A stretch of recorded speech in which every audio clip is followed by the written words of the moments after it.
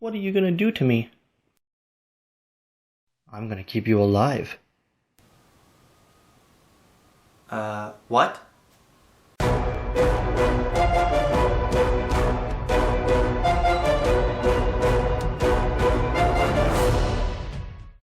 Hey there, welcome to Movie Reedviews. I'm going to be talking about 10 Cloverfield Lane. It's kind of like a blood relative, not really sequel to Cloverfield, which came out in 2008.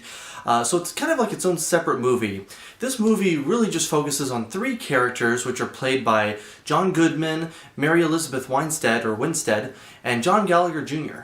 So this movie's about this young woman named Michelle who gets locked down in this bunker by this guy named Howard. He's kind of like this survivalist, and he said that, oh, like, you got in an accident and I actually saved your life and I brought you down here because the outside world got bombed or there was some kind of like attack, and so we're basically stuck down here in this bunker to survive. And the movie really focuses on her and Howard, as well as this other guy Emmett, who said that he actually was trying to get into the bunker because he knew that Howard built it. So it's them three surviving in the bunker, and Michelle has to figure out if this guy's like really crazy or not, or if he's telling the truth. First-time director Dan Trachtenberg really takes you on a lot of twists and turns in the movie.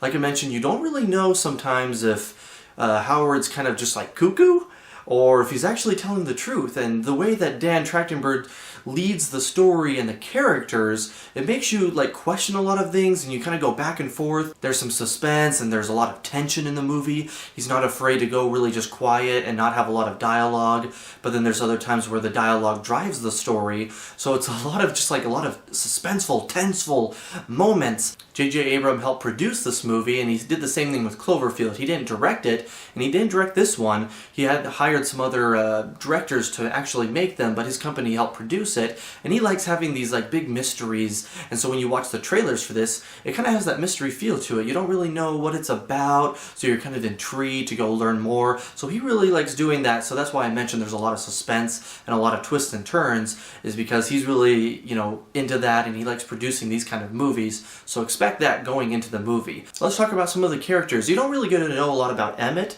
They do try to flesh out his backstory a little bit, but he's mostly the third party in this. A lot of it has to do with Michelle and Howard and their kind of relationship, and so Emmett kind of throws a little like twist into that, and you don't really know what he brings to the table. And then Michelle, played excellently by Mary Elizabeth Winstead. She is a really strong character. She goes for things, and she's not willing to, confront Howard or see what's going on, and she's just a really strong, confident character, and I thought she did a really good job in the movie. And lastly, but certainly not least, is John Goodman and his character Howard. This guy was so creepy in the movie. I'm serious. He should be nominated for an Oscar for this role. The whole time, you don't know. There's times where he's just talking normally, and then a few minutes later, you can just see he has this like weird, crazy look in his eye, or the way that he's talking, and he's just like, this guy is not all there. That's really what helps drive the story as well, with a lot of those twists and turns, because you don't know if he's lying or not or telling the truth. And a lot of that just really has to do with John Goodman and his performance. He did amazing in this movie, and he was so creepy. I can't really say much else about the plot because, like I mentioned, JJ likes his mystery movies, and it'll spoil some things in the movie. But just know that if you like these smaller, independent, kind of smaller, contained, suspenseful movies like psychological thrillers, I think you'll really enjoy this movie.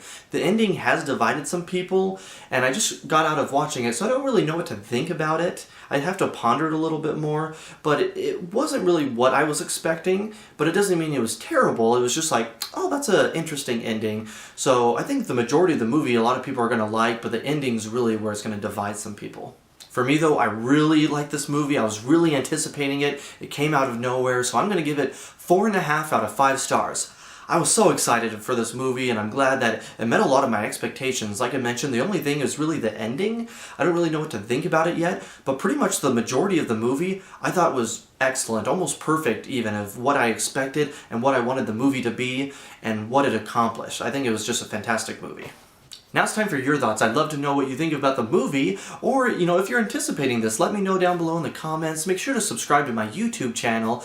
You can get updates on my reviews, and I'll be looking at the comments too. Let me know what your favorite movie is out of these two, Cloverfield and Super 8. JJ had a hand in both of these movies, and they both kind of had that suspenseful and mystery to them. So Cloverfield or Super 8, which do you like? Like I mentioned, make sure to subscribe. In a couple weeks, I'll be putting out my review for Batman v Superman. It's finally coming out, so look for that in a couple weeks.